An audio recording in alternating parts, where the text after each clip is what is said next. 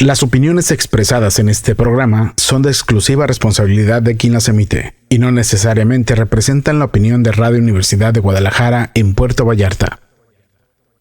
Expresión Universitaria presenta Lo líquido de lo absurdo. Un espacio que invita a la lectura, al diálogo y a la reflexión, bajo la conducción de Marco Antonio Delgadillo y Rosendo García. Comenzamos. Ya estamos aquí en su programa Lo líquido de lo absurdo, ya aquí con Marco de vuelta después de 2 semanas de andar de vago. Bienvenidos.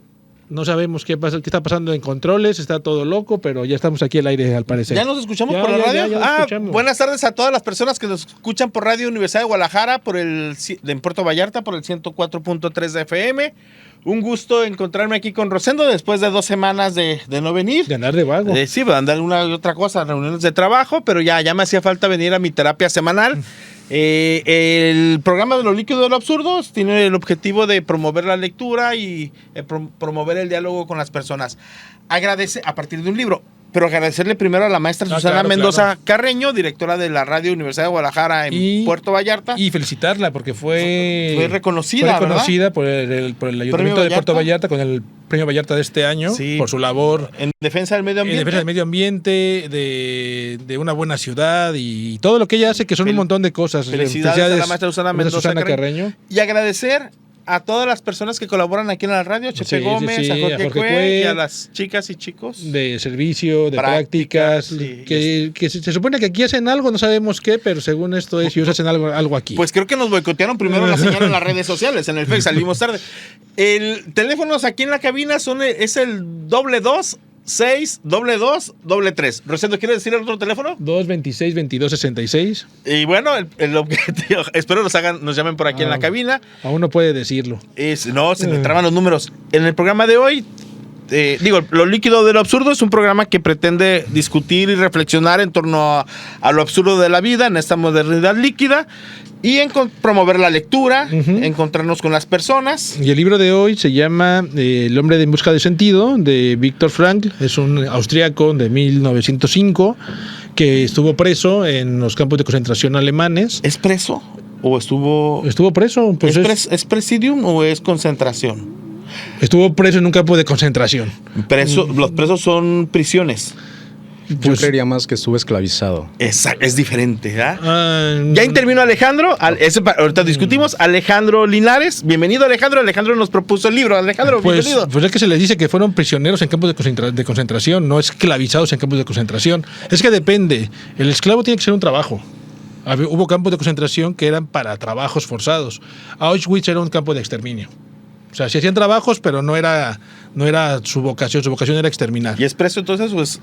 Alejandro, bienvenido. Alejandro, ahorita discutimos. Prisionero. Bueno, hola, buenas tardes a todos. Muchas gracias al profe Marco y al profe Rosendo por tenerme en este programa, Lo líquido de lo absurdo. Mi nombre es Alejandro Linares, soy psicólogo en formación, estoy en mi primer año, así que no sean tan duros conmigo porque sigo en formación. Está bien.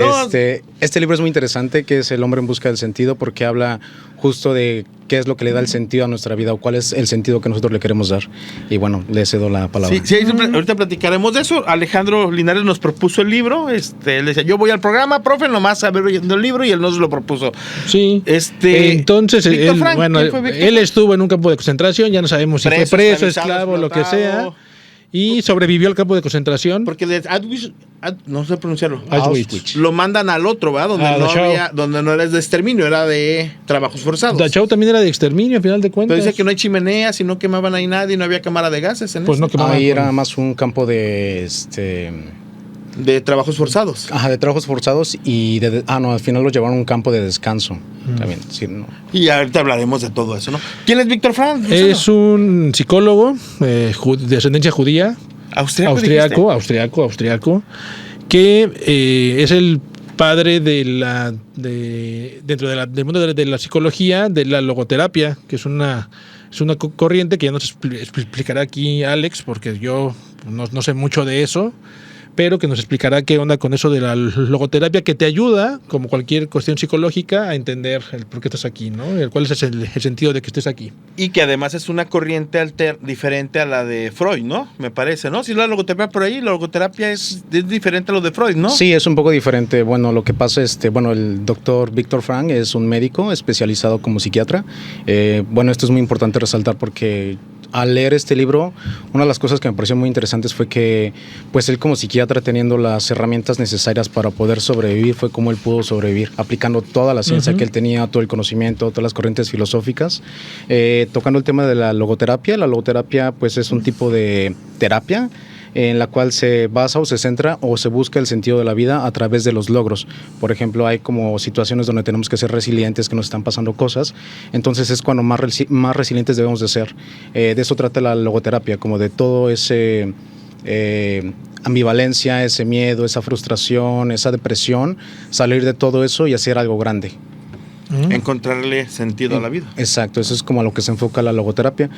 Muchas de las veces la logoterapia está enfocada más como a tocar ciertas heridas, como confrontar a ciertas personas para que ellos tengan un despertar y pues se podría decir que es como hacer catarsis. Ok, va. Víctor Frank, ¿qué más de Víctor Frank? Fue premio Nobel, no. Él no fue premio Nobel, pero su obra cumbre es esta y aparte pues, se dedicó a crear toda la filosofía de la logoterapia, que pues sí es una corriente interesante e importante dentro de la psicología. A lo que pude investigar, tuvo su auge en los años 70s, 80s, ya ahorita estamos en otra onda con los psicólogos. Su gran obra es esta. Y los coach y todo eso. Sí, y la ayahuasca y todo eso. Los ¿Cómo coach de llamas vida. esa cosa? O sea, imagínate necesitar un coach de vida, que es alguien que a lo mejor ni vivió nada, pero que tiene muy buena labia y que te dice cómo tienes que vivir tu vida. O sea, eso... Yo por ejemplo, yo difiero en ello porque es como gente que está más mentalmente estable o sabe tomar una mejor toma de decisiones, valga la redundancia, porque incluso había reyes que tenían consejeros, eran como quienes hacían o les daban como esa opción de... poder acertar o poder tomar decisiones de una forma como más prudente, ¿no? A veces creo que nos afrontamos a la vida mediante presiones, esto como dentro de nuestra psique, en la cual nosotros pues no sabemos cómo responder a ciertas preguntas, a ciertas situaciones, entonces necesitamos una mentalidad fría que esté fuera de esa conciencia a la que tenemos para que nos ayude a ver otros panoramas, otros campos, porque la parte emocional nos afecta demasiado muchas de las veces que pues nos cegamos y no vemos como otras soluciones otras soluciones. Pero ¿estás de acuerdo que alguien que se dedica a ser coach de vida debe tener, como dices, una experiencia amplia, conocimientos, haber estudiado, leído? Y ahorita vemos coach de vida que eran deportistas, por ejemplo, y que por haber jugado 10 años fútbol ya se vuelven coach de vida y te cobran un buen trancazo de lana. Y que no es ciencia, ni nada, es ciencia. No, hay gente que ni siquiera tuvo vivencias ni nada, pero tiene buena labia. De hecho, yo provoco mucho a los chicos de psicología, les digo, yo voy a ir con un coach, ¿no? Y les empiezo a provocar porque es muy diferente el ser coach, mi respeto a las personas que se dedican a eso, son tirachoros chidos. Sí. Y el psicólogo se presta mucho, otra cosa, se presta mucho a los grandes charlatanes. Sí. Los reyes, que lo pusiste de ejemplo, tenían estos asesores porque los reyes en la antigüedad eran gente que había nacido en la nobleza, entonces no tenían que estudiar. O sea, ellos tenían sus consejeros que les decían qué hacer las cosas. No necesariamente el rey era el más ilustrado. Muchos reyes no sabían ni leer ni escribir. Y luego muchas veces también los reyes, por el matrimonio, el incesto y todo eso de la consanguinidad, tenían problemas biológicos. Hereditarios, gruesos, cognitivos. Por eso no confundamos un asesor a un coach. Rasputín era... Rasputín pasado de lanza. ¿Un asesor? Es un caso especial. Es un caso especial porque en su momento. Perdón, ya nos fuimos a Rasputín. Hacía milagros en la corte del zar. Canijo, manipulaba al zar. Manipulaba a la esposa y la esposa tenía mucho poder en el zar. Perdón, amigos del público. Así es programa. Rasputín, es bien interesante. Antes de irnos a las efemérides, Rasputín. El zar le pregunta, a ver, Rasputín, tú que sabes todo, ¿sabes cuál es la fecha de tu muerte?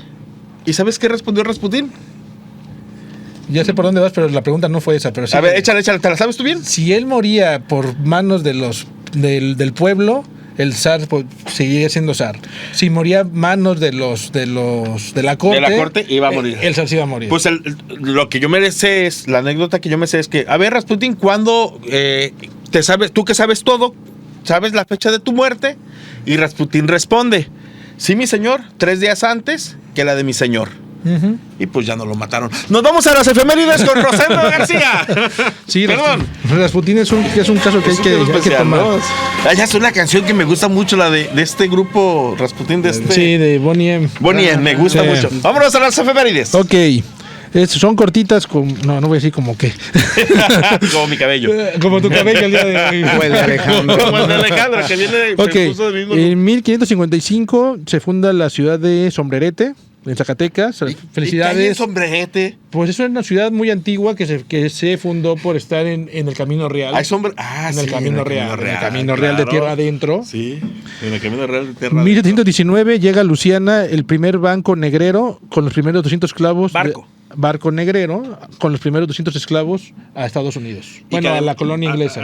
Y que además la Luisiana va a ser una de las zonas, o la Luisiana, las donde dos, más esclavitud hay. Donde más esclavitud Sí. afroamericana. Sí. Y donde sigue habiendo mucho racismo mucha presencia afrodescendiente. Pero mucho racismo, exacto. De hecho, muchos momentos de violencia son en Luisiana. racial ahí suceden, son en ¿no? Luisiana, son en Nueva Orleans, que es parte de ese estado. ¿Cómo se llama el estado de Nueva Orleans? ¿Carolina? No me acuerdo, pero bueno. ¿Es Mississippi?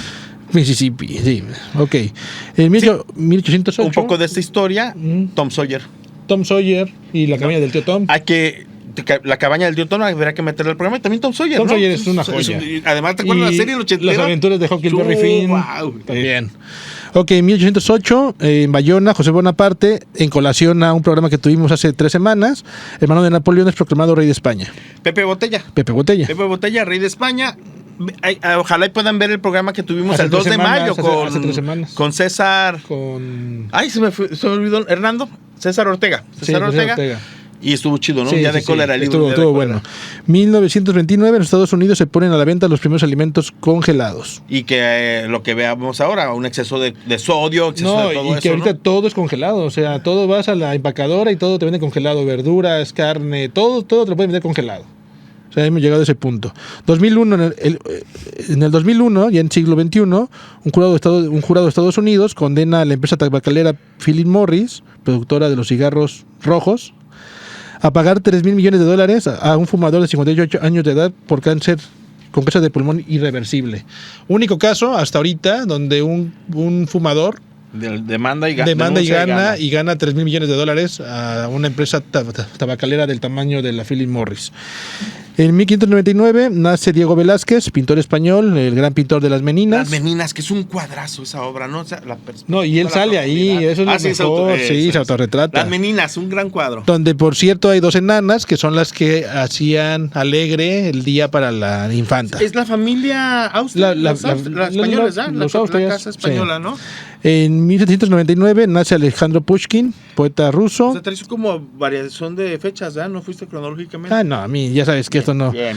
En 1875 nace Thomas Mann, premio Nobel de Literatura y el escritor de La Montaña Mágica, Thomas Mann. Thomas Mann, sí, cierto. Y en 1916 nace Daniel Santos, cantante puertorriqueño, famosísimo con la Sonora Matancera y con Julio Jaramillo. Es la Sonora Matancera. Ajá, y hoy es Día de la Lengua Rusa en las cada vez más percudidas Naciones Unidas. Pero si no crees en la ONU, ¿por qué dices que es la lengua rusa de la ONU? Porque me caen bien. ¿Los rusos? Sí, los rusos. Esos a mí también me caen bien. A veces. Los rusos. A veces. No. Entonces no le cae bien. La ONU no. Me cae bien a veces. La ONU no, los rusos sí. Odias a la ONU, ¿verdad? Ay, no sirve para nada. El odio te produce cáncer. Me van a censurar, perdón. El odio produce cáncer. Resentimiento. Me parece que sí. Es un odio de aquí para afuera, me no parece es interno. Que sí, la ONU es un instrumento de poder a nivel internacional. No, pero sigue siendo. Ahorita manda laxo. Ahorita mandan recomendaciones y sí, ahí luego las vemos. La pela. Exacto, ¿no? Fue en su momento. Me parece que es importante. Sí, yo les quiero compartir también una efeméride que no es del día. Échala. Pero el 26 de enero de 1945, las tropas de la Unión Soviética fue cuando liberaron el campo de concentración, que es del libro de lo que vamos a hablar. Bien. Y pues si no mal calculo, creo que son 81 años como de... fue del 45. Como de aniversario de que estas personas fueron liberadas. 80 años. Hoy hace 81 años. 81 años, 80. Hoy, que es 6 de junio. 6 de junio es el día de... Sí, el día el del desembarco de Normandía. De Normandía. Y hay muchos libros y muchas películas. A ti que te gusta construir el pasado desde las películas. Pero son películas gringas. Dunkerque Dunkerque fue en la Primera Guerra. Dunkerque fue en el 41. Fue el primer intento de... No, cuando los alemanes expulsaron sí. no expulsaron, huyeron aquellos a Inglaterra. Muy buena los aliados. La película aliados, es una gran película. Buenísima. Es una gran película. Pero el día de es importante, hoy, Sí, 6 de junio, ¿no? sí, Es sí. importante, que también está relacionado con esto, ¿no? Porque el libro termina cuando son liberados del campo de concentración. Sí, pero no, de hecho, bueno, el libro termina, pero la experiencia humana que ellos están viviendo no termina. Ahí vuelve a iniciar otra parte como Y de su recordar choque. que quien los libera son los rusos. Los soviéticos del otro lado, Sí. no los americanos que estaban llegando por el occidente. 1982, sí. Yo, viéndolo desde un punto como más como filosófico o psicológico, quienes no los liberan no son los soviéticos, sino ellos mismos con su resiliencia y el poder mental que tienen. Eso es parte de ellos son quienes se liberan de todo eso. Nos queda medio minuto nomás. Realmente no nos es parte de la discusión, Alejandro, que quiero regresar ahorita. Sí. En 1982, Israel iba del Líbano, un tema que está muy presente y bueno, tienen ahí 4.000 raro. años, tienen 4.000 años matándose. Qué raro que ¿no? invadan otros países. Qué raro que los Israel invada. Por eso, otros países, sí, no, rarísimo. Y se inventa el Tetris. Ok. El 6 de junio de 1984 Por un soviético. se inventa el Tetris por un soviético. Ese juegazo de nuestra generación, Rosendo, el Tetris era bien chido. Y en el 2007 Costa Rica, Taiwán rompe relaciones económicas con Taiwán. Costa Taiwán Rica con Costa Rica. Al revés, Costa Rica con Taiwán. Y yo creo que Taiwán ha de estar bien preocupado porque Costa Rica ya no les consume nada. Pues sí está preocupado porque ¿sabes cuántos países reconocen a Taiwán? Como 8. Eso es lo que les preocupa. Ese es el problema. Vámonos al primer corte, regresamos ya de lleno con el libro Hombre en busca del sentido, por el doctor Víctor Frank. Gracias, no se vayan. Hola, soy Leticia Cruz y este es un fragmento de El hombre en busca del sentido, de Víctor Frank.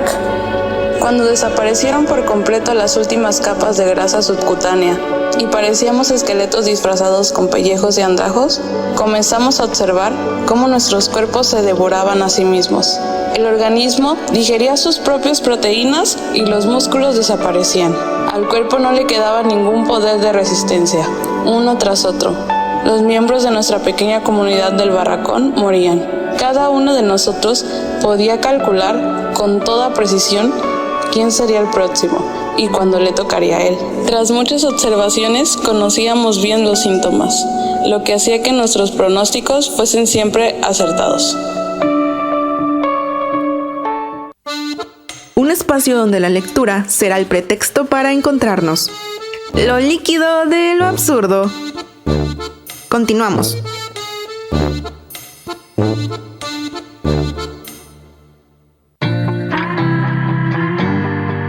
Radio UDG, la radio que llevas dentro de ti.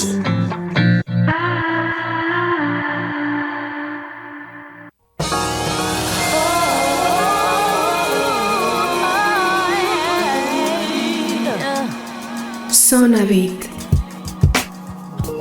Espacio dedicado a los beats electrónicos, en afición al confort, sentidos en estado de serenidad, evocados a partir de un set musical de 1 hora. Sábado 8 de la noche por el 104.3 FM.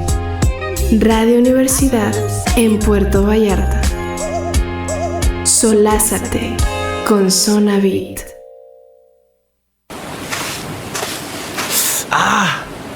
¿Qué pasó? Pisé algo. Me acabo de cortar. ¡Ay, Dios! ¿Es una lata? La neta, toda la playa está llena de basura. Sí, ¿sabes qué? Toma esa bolsa. Vamos a limpiar esto. Las playas de nuestro país están llenas de basura. Muchos de esos desechos terminan en el mar, comprometiendo a nuestra fauna marina y matando la vida en el mar. Limpia tu mar. Radio Universidad de Guadalajara en Puerto Vallarta, 104.3 FM.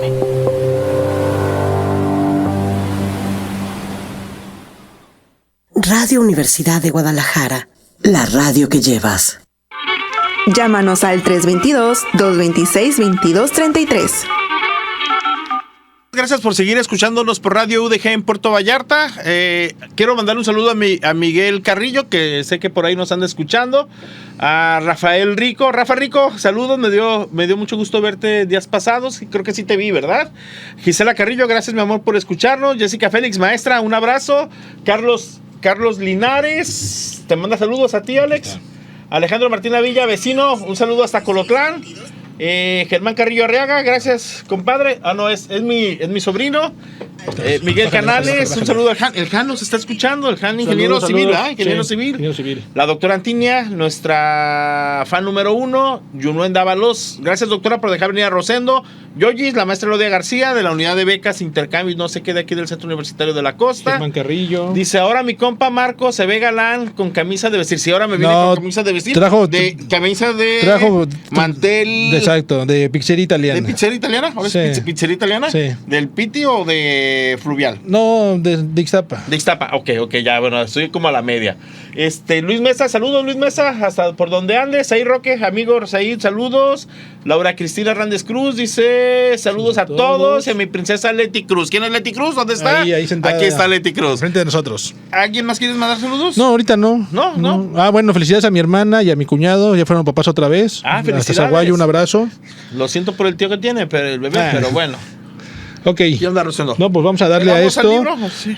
Alex, bienvenido otra vez a este programa. Cuéntanos por qué nos mandaste a leer esto y por qué y de qué trata el libro, porfa. Bueno, este libro, pues sobre todo lo que ya les había mencionado es que habla acerca de la resiliencia y de cómo sobrevivir a ciertas condiciones que la vida pues viene, ¿no? Cuando la adversidad toca tu puerta, cuando te privan incluso del valor más mínimo del valor más máximo que es la libertad.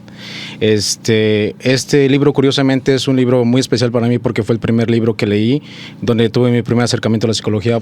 Fue recomendado por un psicólogo mío que es John Byron. Saludos al psicólogo John Byron. Pero es un libro que realmente cada vez que le doy una leída tomo una perspectiva totalmente diferente y sobre todo ahorita con el nivel de conciencia que tengo referente a la carrera o a la profesión, pues mi vida o mi percepción de este libro ha cambiado pues bastantemente.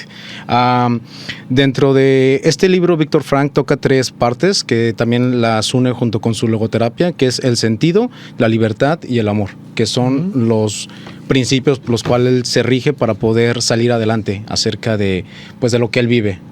Pero bueno, profe. Sí, bien. No. El libro de Víctor Frank está escrito de una manera sobria, es muy directo.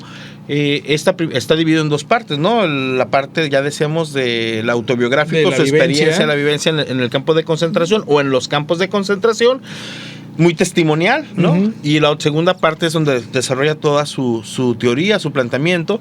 Y sí, como dice Alex, pues los temas centrales es el sentido, darle sentido al sufrimiento, ¿no? El sufrimiento tiene un sentido, la vida tiene un sentido. Darle sentido a la vida a partir del sufrimiento. Sí. Oye, no tiene bueno, ahorita hablaremos de la vida como voluntad que él plantea, y ahí yo encontraba como conexiones con Schopenhauer un poco. Yo con Nietzsche. ¿Más con Nietzsche? Sí. Ok, ya hablaremos de eso. Lo otro es la libertad interior, ¿no? Podrás estar encerrado, pero tu libertad está en el interior, ¿no? Sí, también... pero ahí él tenía una gran ventaja sobre los otros prisioneros. Él ya era un psicólogo, un psiquiatra de carrera, o sea, ella venía conociendo todos estos términos y todas estas ideas. Él pudo sobrellevar todo esto gracias a eso. Los demás sí, él narra él cómo veía cómo los demás sí se estaban cayendo, o sea, los demás no soportaban. Claro, es como él tenía la teoría, él tenía la teoría. Sí. Y estaba ya resolviendo, estaba enfrentándose a la práctica. Entonces los otros estaban en la práctica sin saber nada. Hay una frase que a mí me gusta mucho que es: mejor ser un soldado en un jardín que un jardinero en una guerra. Sí, claro. Entonces ese hace mucho sentido con el doctor Víctor Frank, porque pues él logra sobrevivir porque sabe qué es lo que sigue después. O sea, no solo es psiquiatra, también es médico y se da cuenta cómo es que va funcionando el cuerpo, o sea, cómo se va desnutriendo, cómo incluso el mismo cuerpo se va comiendo a sí mismo. Él tiene como este hábito de poder racionar su comida, y eso es algo que lo mantiene pues a flote, algo que lo hace sobrevivir físicamente también. O sea, porque esa es la principal adversidad que hay, la parte física. O sea, la gente se vuelve loca estando ahí. Sí, aquí es lo interesante, ¿no? O sea, digo, qué complicado haber sido para él como médico y como psiquiatra. Digo, de entrada te estás dando cuenta que te estás muriendo en vida. Sí, porque bueno, al principio él dice cuál fue su primera comida en el campo, y fue una ración exigua de comida, y fue bajando. Entonces él veía, como bien dice Alex, cómo el cuerpo iba decayendo en los demás, y bueno, en él también, pero él sabía, él como tenía el conocimiento, sabía cómo llevar esto de manera más... Sí. Y aquí un paréntesis y un amplio paréntesis, nada más como para recapitular, para podernos ir por el libro. Dale. El libro en general habla de esto, ¿no? De cómo es la vida en un campo de concentración. Uh-huh. Y empieza a hablar de las jornadas de trabajo exhaustas, a qué hora se levantaban, a qué hora se tenían que dormir, la comida que era una vez al día, que son las migajas de pan, calorías, se alimentaban con un mínimo de calorías, que es al borde de la inanición, ¿no? Y sobre todo habla mucho de cómo en este campo en los campos de concentración hay una... sistemáticamente en el campo de concentración lo que están haciendo es matarte en vida, matarte físicamente, anímicamente, pero lo que buscan es matarte anímicamente. Sí. Te roban la dignidad. Lo primero que te destruyen en el campo de concentración es la dignidad. Lo que después te quieren destruir, el cuerpo, físicamente te quieren destruir el cuerpo. Y tercero, la conciencia, o la existencia, mejor dicho, ¿no? La voluntad de vivir. Te tratan de matar la esperanza. ¿Y de dónde se agarra Víctor Frank? ¿Y qué invita a Víctor Frank a decir? A ver, agárrate de lo que has vivido y agárrate del amor. Lo que le ayuda, tiene una frase Víctor Frank fabulosa que dice: nos podrán robar todo menos lo que has vivido. Uh-huh. O sea, te podrán robar todo menos lo que has vivido. Y de ahí se agarra Víctor Frank, y se agarra de otra cosa que es bien importante, que es el amor a su esposa. Ese es uno de sus grandes flotadores. Es su flotador porque más fuerte. Él no sabe en qué campo está, él no sabe si está viva todavía. Pero intuye que está muerta. Sí. Sí, pero o sea, no saben no qué pasó con su familia. Sí, no sabe. Y de ahí se aferra a esa parte para poder sobrevivir al campo. Y se aferra tanto al amor de su esposa que, ojo, ese es un dato biográfico bien interesante. Duraron casados 9 meses. Uh-huh. O sea, Víctor Frank creo que cae en el campo de concentración a los 23 años, 25 años, no recuerdo. Pero su matrimonio duró 9 meses, amigo, porque 9 meses de casados y pum, los llevan al campo de concentración, y al llegar a Auschwitz los separan. Sí. Uh-huh. Y pum, ya no sabe nada. Y él se aferra mucho al amor que decían, decían al amor. Perdón, que agarré la palabra, pues, ¿no? Sí, pero... Entonces, de eso va el libro, ¿no? También, bueno, justamente es como uno de los principios que tiene la logoterapia, que habla acerca del amor. Entonces, como cualquier persona, hay una frase de Nietzsche por ahí que dice que cualquier persona que tenga un porqué para vivir puede soportar casi cualquier cosa. Entonces, un cómo.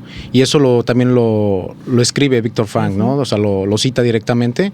De hecho, también un dato curioso es: en una de las noches que estuvo en el campo de concentración Víctor Frank, su esposa cumple 24 años y él recuerda esa fecha y se le hace muy emotiva. Pero bueno, les doy la palabra a alguien más. Dale, agarra el micrófono, por favor, Alex. Ayúdanos. Este libro es muy interesante porque parte de dos ramas científicas o filosóficas, como quieran tomarlas, que es la parte de la psicología y la parte de la psiquiatría, ¿no? O sea, que a su vez puede que tengan mucho que ver, pero sí son muy diferentes. En la parte psiquiátrica, el doctor Frank lo que encuentra son diferentes tipos de neurosis. Uh-huh. Las neurosis, las más interesantes, pues es como la colectiva, ¿no? Como esta parte donde hay un determinado grupo de personas en un espacio específico, y dependiendo del comportamiento de todos o en la forma en cómo someten a estas personas, es como las personas van a reaccionar, es como reacciona a su entorno, ¿no? Esa es la parte colectiva, ¿no? También está pues la neurosis en general. Muchas de las veces había personas que desarrollaban una neurosis extrema, en donde pues sus síntomas eran la ansiedad, la envidia, la ira, el robo. Era como...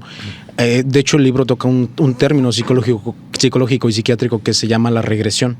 La regresión es como quitarte la humanidad, como todo lo que te hace ser, y te vuelve una bestia, te vuelve un animal, ¿no? Como una persona primitiva. No, ya que te imaginas en el campo de concentración que de repente tú te robabas de la cafetería un pedazo de chocolate, pues para todos los demás eras una presa a la que había que arrancárselo, porque pues tú lo tenías. Los zapatos, por ejemplo, claro. Sí, entonces...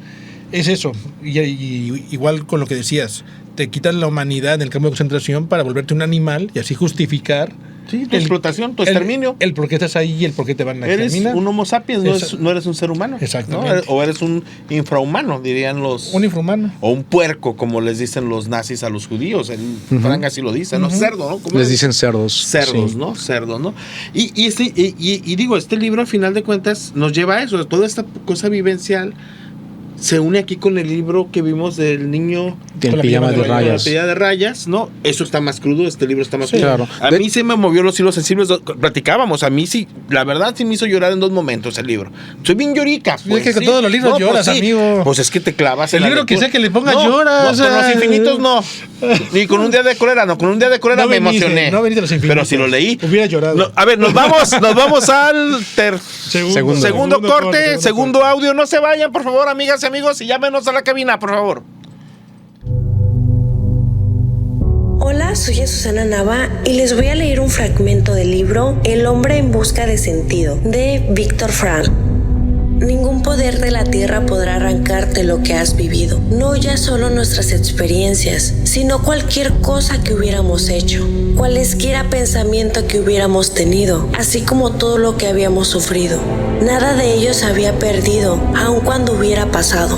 Lo habíamos hecho ser, y haber sido también es una forma de ser, y quizá la más segura.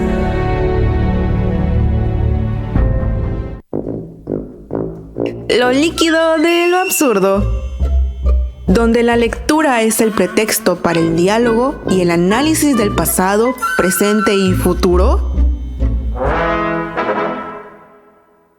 XHU-GPB, Radio Universidad de Guadalajara en Puerto Vallarta, 104.3 FM, www.radio.udg.mx. Radio Universidad de Guadalajara, la radio que llevas.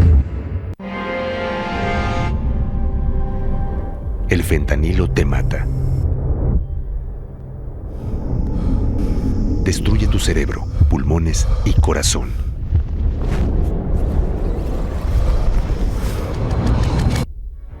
Las verdaderas amistades te cuidan y te dan vida. Aléjate de las drogas. Elige ser feliz. Si necesitas ayuda, llama a la línea de la vida. 800-911-2000. Gobierno de México.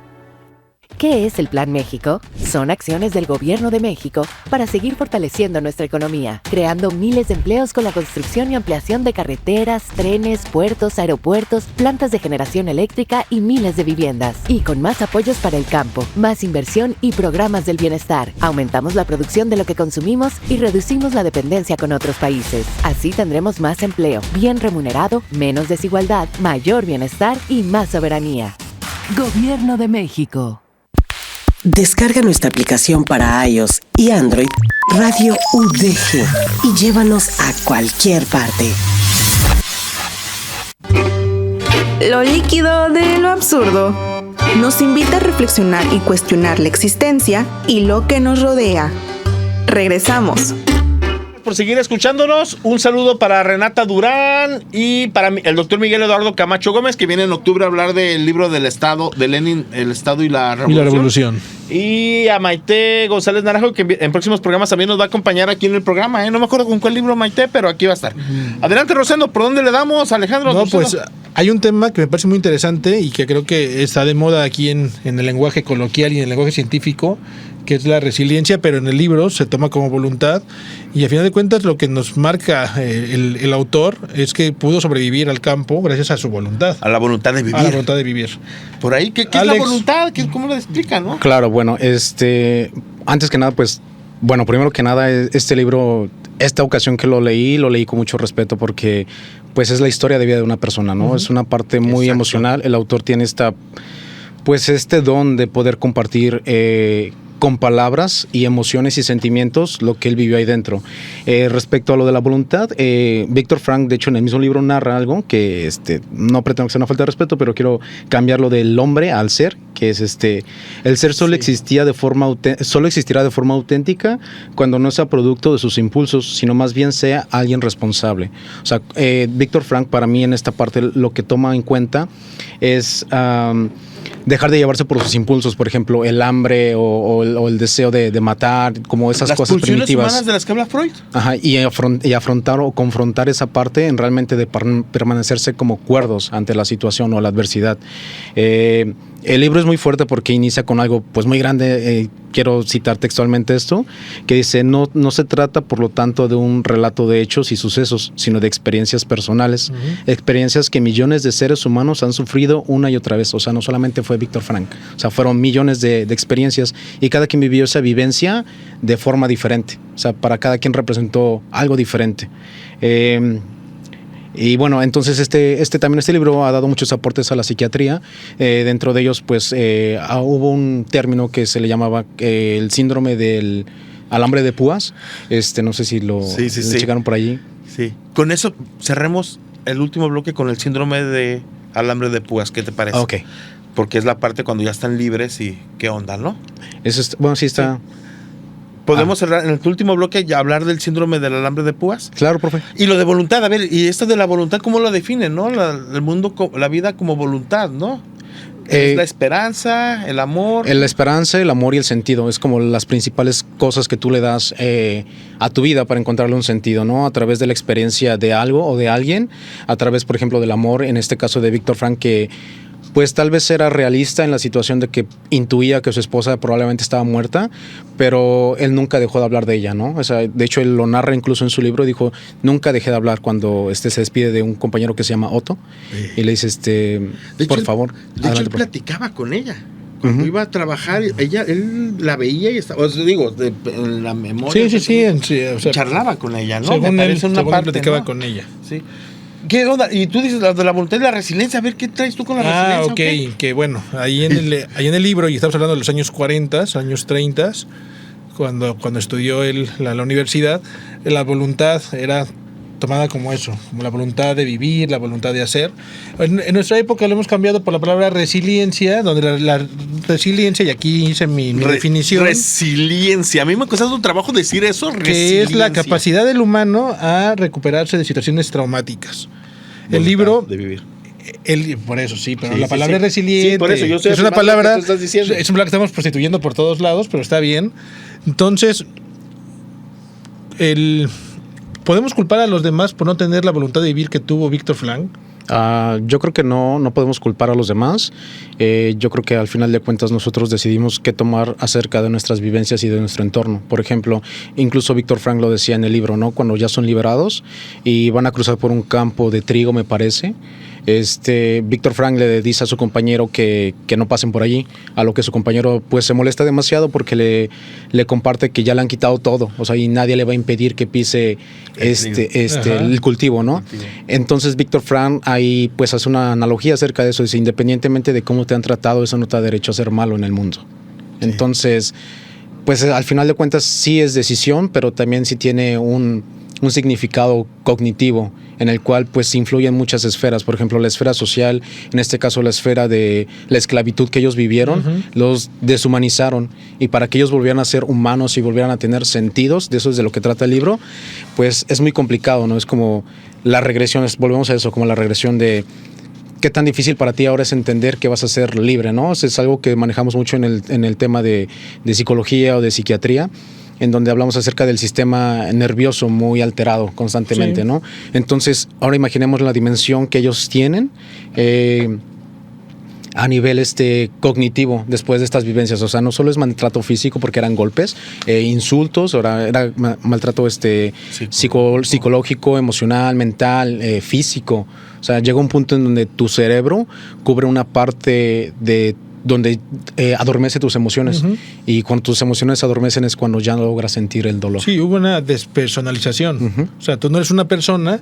Entonces los prisioneros, cuando salen de su cautiverio, no saben si eso es un sueño o es una realidad. O tienen miedo a la realidad. No saben si eso es nada más así como una fantasía, y de repente van a regresar a la realidad donde siguen estando en el campo siendo esclavizados. Que es como este sentimiento también en la Revolución Mexicana de...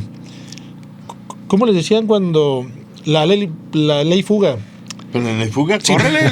No, sí, por eso imagínate, te dicen a ti, si puedes brincar la cerca, ¡córrele!, te salvas. pero te vamos a estar tirando. No, la ley está bien cañón. En tu cerebro pues era lo mismo, no era si la alcanzo, pues salvo. Es que te dan la esperanza. De hecho, en la el esperanza de tratar de liberarte, perdón, profe. De hecho, en el libro también narra acerca de, bueno, toca un tema psiquiátrico que es el síndrome del indulto, que es al último momento cuando una persona ya va a ser sentenciada ya a muerte, es como la guillotina o un disparo. Las personas llegan a creer que van a ser perdonados o van a ser liberados. Sí. Entonces es justo lo que, o sea, hablando de la parte psicológica, es como lo que estaba comentando usted, profe. Sí, y yo regreso un poquito de nuevo al tema. El tema central del libro es una invitación a nunca perder la esperanza, a nunca renunciar a la voluntad de vivir, a darle un sentido a nuestra vida. Por más oscuro que esté el panorama o por más tormentoso que esté el ambiente, tú no debes de perder nunca debes de perder el sentido de tu vida. Nunca debes de renunciar a vivir. Cuando dejas de darle un sentido a tu vida, te entregas a la muerte. Es lo que hacen muchos de los prisioneros. Cuando les roban todo, hasta les roban la esperanza, no piensan, no le dan una significación a lo que están viviendo, no tiene sentido vivir y me entrego a fumar en lugar de comer, que es lo que pasan con muchos prisioneros, ¿no? Que en lugar de cambiar sus cigarros que les daban de pago por comida, se los fumaban mejor y se entregaban a morir. No sé si por ahí, Rosendo, ¿no? Porque al final es la voluntad, es la resiliencia. Sí, cuando eres estudiante, muchas veces en vez de comer fumas. Porque dices que el cigarro te quita el hambre. No sé por qué me acordé del Jardín de los Sueños de la Facultad de Filosofía y Letras. No, es que es la verdad. Cuando eres estudiante, crees que con café y cigarros sacas el día. Espérame. Sí es la voluntad de ahorrar dinero para otro vicio. No, claro que es la voluntad. O sea, claro que es la voluntad. Pero creo que no va por ahí el planteamiento de... No va por ahí, pero lo estamos bajando al mundanal mundo. Ok. O sea, la voluntad es, esta semana no voy a comer porque quiero irme a echar unas cubas a tal lugar, y el chavo ahí lo ves con café, con cigarros, todo ansioso todo el día, pero él está juntando para irse a echarse su chela. ¿Cómo ves, Alejandro? Yo lo tomaré de otra forma, como más como la parte a veces cuando queremos levantarnos temprano y pues no está la voluntad, o sea, queremos, ¿no? Pero de hecho dice un autor que me gusta mucho que se llama Odín Dupeirón, que dice, querer es querer. O sea, querer es querer para él, y tiene toda la razón, ¿no? O sea, está como mal formulada esa frase socialmente, nos decimos querer es poder, ¿no? No, realmente querer es querer. O sea, quiero levantarme temprano, me levanto temprano, ¿no? Quiero alimentarme bien, me alimento bien. O sea, sí, no es como el deseo, es algo que está muy lejos todavía. O sea, el deseo hay que aterrizarlo a una meta o a un plan. ¿Y podríamos decir que ahorita mucha gente no quiere? Pues es que influyen muchas cosas. Por ejemplo, está el contexto socioeconómico, el contexto cultural, el contexto personal, o sea, cómo está cada esfera, cada persona. Que no le encuentras sentido a lo que estás haciendo. Repites tanto lo que estás haciendo, la alienación, el embrutecimiento, la alienación. O lo que nos habla Camus con el mito de Sísifo. Haces todo el tiempo lo mismo, que pierdes sentido y valor de lo que estás haciendo, entonces te entregas. Sí. ¿De qué habla Víctor Frank en el libro de El hombre en busca de sentido? Cuando las personas que están en el campo de exterminio no encontraron un sentido a su sufrimiento, se entregaron a morir. Sí. Lo que hace Víctor Frank le da un sentido a su sufrimiento, le da un sentido al contexto, a lo que está viviendo, lo explica de manera desde su disciplina, se aferra al amor, se aferra a la esperanza, se aferra a la fe, y hasta les da terapia a sus colegas y trata de ayudarles a sus colegas. Y Víctor Frank lo que hace es se agarra de todo lo que puede para no perder esa voluntad de vivir, que la voluntad de vivir no nada más es esperanza, también es la fe, es el amor y el sentido hacia dónde vas, ¿no? Entonces ¿qué dice el libro, no? La bronca que lo que sucede es de que nos violentan tanto física y psicológicamente que muchos perdieron el sentido de la vida. Renunciaron a darle sentido a vivir. Y es cuando se entregan a la muerte. Claro, creo que por ahí es lo que plantea Víctor Frank. De hecho, pues es parte de esta experiencia que tuvo Víctor Frank. Dentro de ahí es el que le arranquen los sentidos. Lo que les estaba comentando, que pues ella tenía como la teoría, ¿no? Y estaba dentro de la práctica. Ay, se me fue la palabra, profe. No, está bien. ¿Tú qué? ¿Por ahí, Rosendo? No, ¿Vamos pues, bien o...? sí. ¿Y la resiliencia qué, pues, entonces? Pues que es el nuevo término para hablar de la voluntad. Es todo, que está de moda. ¿Tú y eres ya. resiliente? No sé. Y no me interesa saberlo. ¿Tú eres resiliente? Sí, pero la verdad a veces me gustaría no ser resiliente. O sea, es como pues, cualquier persona, yo creo que en su sano juicio preferirá estar viviendo que estar sobreviviendo ciertas situaciones a las cuales nos vemos o nos tenemos que afrontar o confrontar. Pero es que esa es la invitación de Víctor Frank. Vive todas las situaciones. Claro, eso es también lo hermoso de vivir, que dice Víctor Frank, es... el sentir todo. El dolor, el sufrimiento, la soledad, la tristeza, la felicidad, la desesperanza, la esperanza, el sueño, la ilusión, etcétera, etcétera. La invitación de Víctor Frank es esa. No dejemos de vivir todos los momentos, porque de eso se trata la vida. Vivirla. Y creo que ya nos vamos. Y nos vamos al último corte. No se vayan.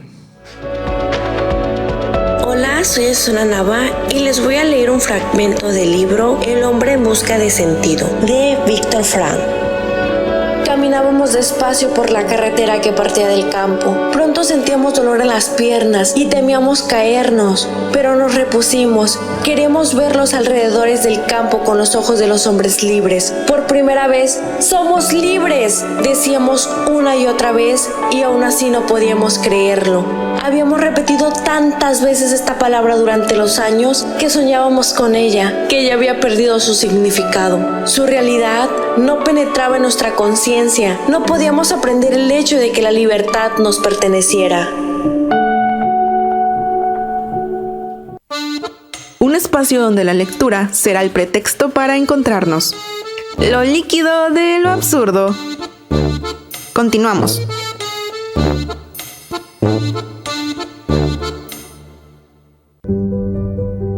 Radio UDG. La radio que llevas en tus afectos. Mantener un sistema de drenaje sanitario eficiente y seguro es nuestra prioridad y una responsabilidad de todos. Asegúrate que los desagües de tu casa o negocio canalicen el agua de patios y azoteas a la calle y no al drenaje sanitario, para evitar colapsos de tubería, socavones y derrames de aguas negras durante este temporal de lluvias. Así, nos ayudas a cuidar tu salud, nuestras áreas naturales y la imagen del destino. Ceapal Vallarta.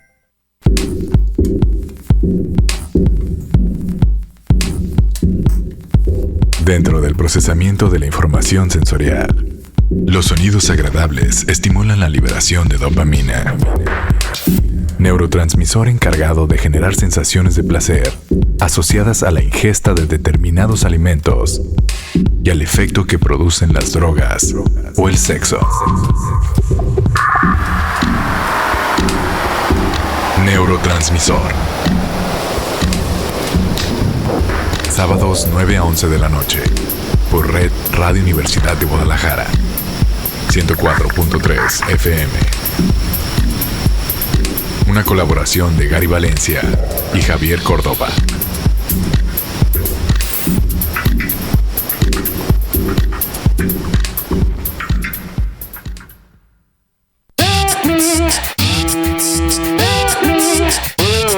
Radio UDG. La radio que llevas en tus mejores momentos. Lo líquido de lo absurdo. Un espacio que invita a la lectura, al diálogo y a la reflexión. Volvemos.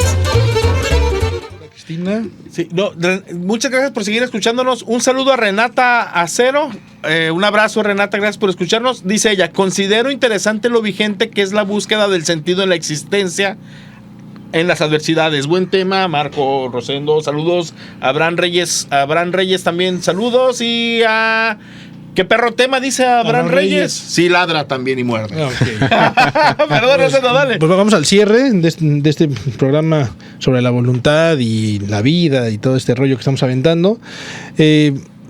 Marco propuso que termináramos el programa con el síndrome del alambre de púas. Si nos puedes explicar un poquito más de qué es eso, Alex, porfa. Bueno, ya una vez que las personas que han sido esclavizadas y han sido privadas de su libertad, son como liberadas, ¿no? Y hago el énfasis en liberadas como entre comillas porque no eran como personas que debían de temerla o pagarla, ¿no?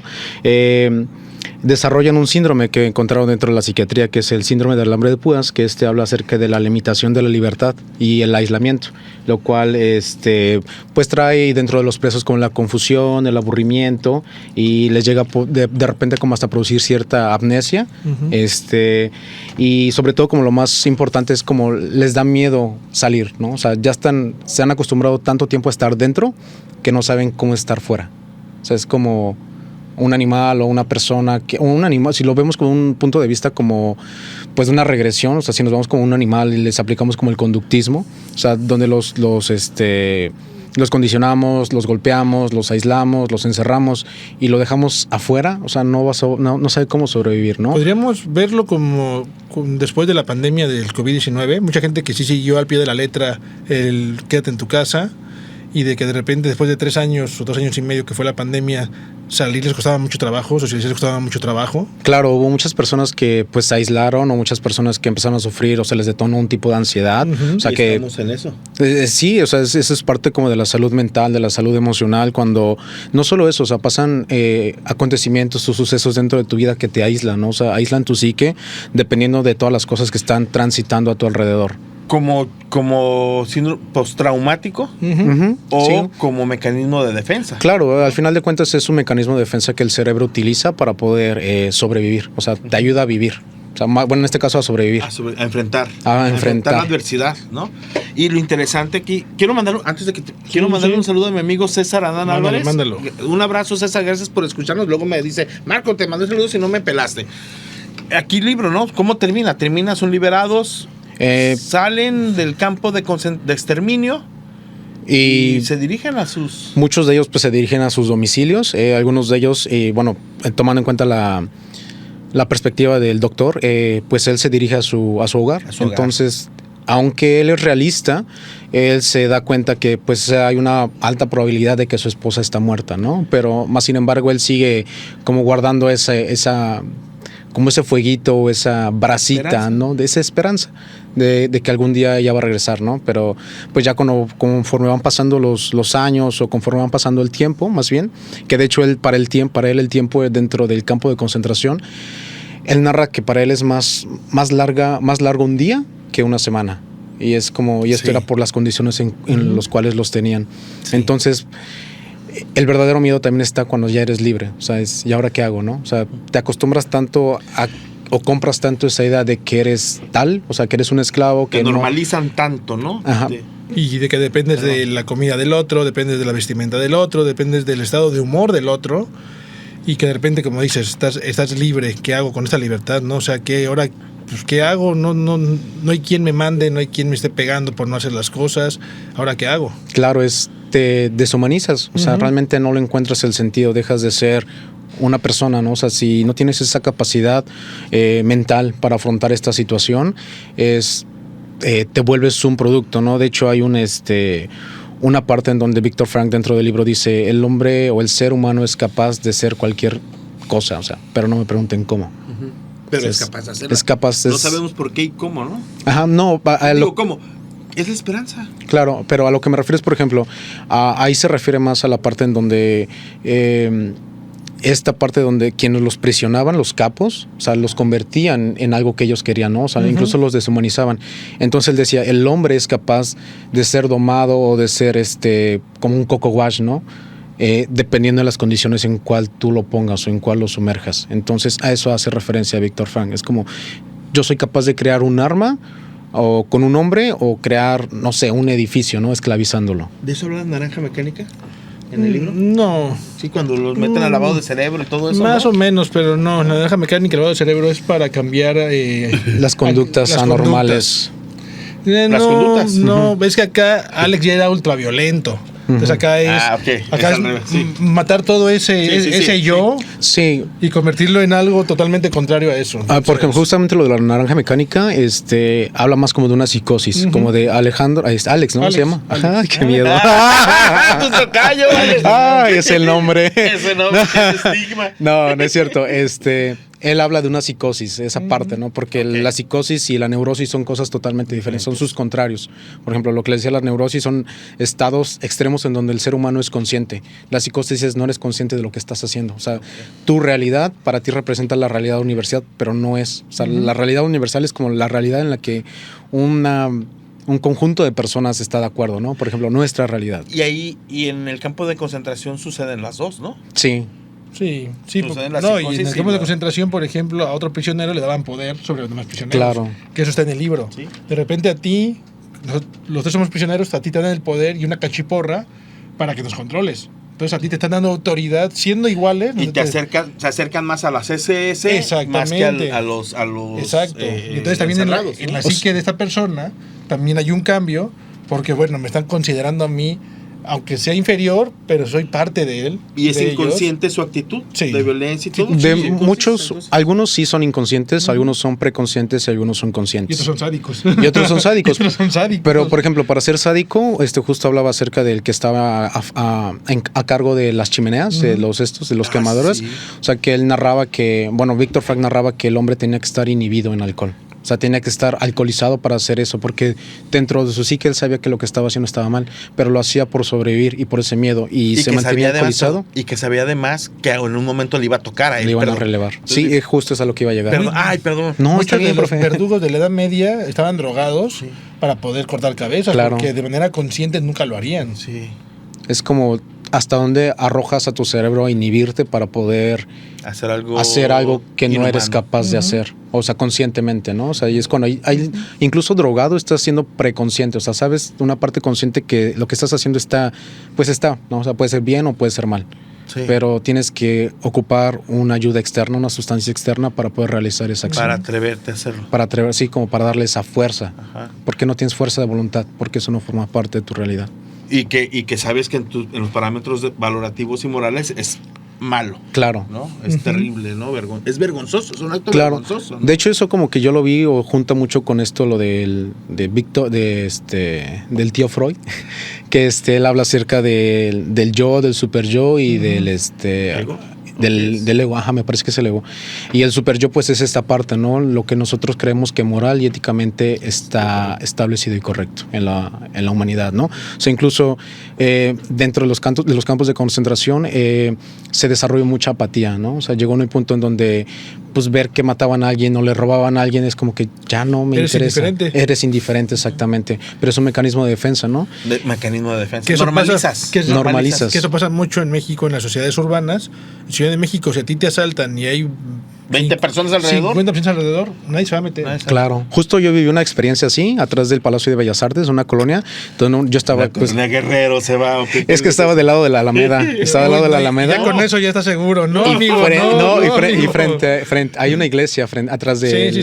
Entonces ahí vi que a una chica estaban asaltando, ¿no? O sea, la chica se soltó al ¿Y suelo. nadie se metió? Y nadie se metió. O sea, yo probablemente lo hubiera hecho, pero yo estaba cruzando la avenida estaba en tránsito, entonces no pude. Pero además te metes y ¿qué vas a ganar? Claro, con sí. navajazos Sí, o no, balazos? y aparte Está normalizado. te despersonalizas tanto en Ciudad de México que lo que te importa es lo que tú estás haciendo, no lo que está pasando alrededor de ti. Yo creo que no solo es en una ciudad, es como a nivel ¿Mecanismo de defensa? sí, donde estamos, ¿no? O sea, puede ser Normalizas. hasta incluso, no sé, en la parte universitaria, poner un ejemplo, ¿no? Como que haya un abuso de autoridad y te acostumbras a eso, ¿no? O en la parte, no sé, de los vecinos, o son como esquemas, normalizamos. Normalizamos como mecanismo de defensa. Pero es que el mismo sistema ha roto la colectividad y el sentido comunitario.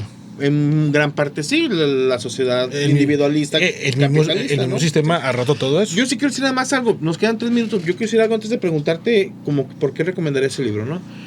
Aquí es bien interesante cómo cierra el libro Víctor Frank, ¿no? O sea, ya son liberados, regresan a sus hogares con la esperanza de encontrarse con lo que los ha mantenido vivos y se dan cuenta que lo que los mantuvo vivos, la esperanza, se dan cuenta que no están, ¿no? Llegan a sus hogares vacíos u ocupados por otras personas. Y ese es otro golpe de realidad. Y se une con el planteamiento de Albert Camus, ¿no? Lo absurdo de la vida. Te mantuviste con la esperanza de encontrar algo al final de toda esta travesía de dolor y de sufrimiento, te ayudó lo que tú tenías la esperanza de encontrar, te mantuvo vivo, te generó la voluntad de vivir y llegas y no está ello. Entonces vienes con el shock de ser liberado y te encuentras con otra realidad y hay que volver a empezar este proceso de asimilar el sufrimiento, la soledad, porque se dan cuenta que están igual de solos que en el campo de concentración. Claro. Es un golpe de vida. Y reconocer la generación de que vivió son la 40, Segunda Guerra 50. Mundial. Digo, las generaciones que han vivido todas las guerras, pero la Primera Guerra Mundial, la generación de la Segunda Guerra Mundial, que serían los abuelos. Pero la generación europea. Sí, por eso, a ese me refiero, sí, me faltó precisar. Es una generación totalmente, ahora sí utilizo el concepto de Rosendo, resiliente. Resiliente. ¿No? Es un término que no me gusta, pero y no es mío. Ya se va a terminar, nos queda un minuto nada más. ¿Por qué si leer el libro, Alejandro? Pues es un libro que yo creo que aprendes mucho acerca de la existencia a través del sufrimiento de otra persona y cómo en las peores condiciones esta persona pudo encontrarse. O sea, nunca se abandonó, nunca hizo de lado su amor propio, a pesar de que él no podía o no dependía de él tanto el ser libre o no. O sea, él no era libre físicamente, pero sí lo era emocional y psicológicamente. Y Víctor Frank, cierro con una frase que dijo Víctor Frank, que es: conviértete en lo que quieras ser. Entonces tienes la capacidad de convertirte en lo que tú quieras ser. Y aquí no coincidiría con lo que plantea luego Rosendo, ¿no? Que el sistema determina al sujeto, ¿no? Claro. Bueno, esta es psicología. Es psicología. ¿Por qué si leen el libro, Rosendo? Es psicología. ¿Por qué Yo lo reduzco a una frase también. No importa qué esperemos de la vida, sino qué espera la vida de nosotros. Exacto. Simple. ¿Y usted, profe? No, yo creo que ya dije todo, ¿no? No, remátalo, ándale. Ten esperanza y caridad, amigo. Claro, a ver, remato. Perdón, medio minuto. Nos habla de la esperanza, nos invita nunca a renunciar a darle sentido a nuestra vida y a vivir. O sea, la vida es eso, es adversidad, es bonanza, es sufrimiento, es gozo, es placer, es pasión. Eso, es vida, la vida es vida. Eso es la vida. Entonces, y a que no reneguemos eso y no renunciemos a eso. Más bien es una invitación a que vivamos la vida, que así viene. Y agarremos lo que viene y entrémosle y seamos resilientes, diría Rosendo. Hay tres palabras con las que yo quisiera despedirme. Voluntad a vivir. Que dijo el doctor Víctor Frank, que es el amor, la libertad y el sentido. Amor, libertad y el sentido. La voluntad de vivir, el sentido de la vida. ¿No? Es eso, ¿no? ¿O no? Y falta mucho para hablar de este libro. Porque pues bueno, vámonos al próximo programa. Estará la doctora Yunuen Dávalos Pita con el libro que ya se me olvidó el nombre del libro, que traigo mi papelería. El libro de las ciudades de Ana Rossetti, con la invitada, la doctora Yunuen Dávalos Pita. Vámonos, gracias por escucharnos a todas y a todos. Hasta luego. Hasta luego. Expresión Universitaria presentó Lo líquido de lo absurdo. Un espacio que invita a la lectura, al diálogo y a la reflexión. Bajo la conducción de Marco Antonio Delgadillo y Rosendo García. Hasta la próxima.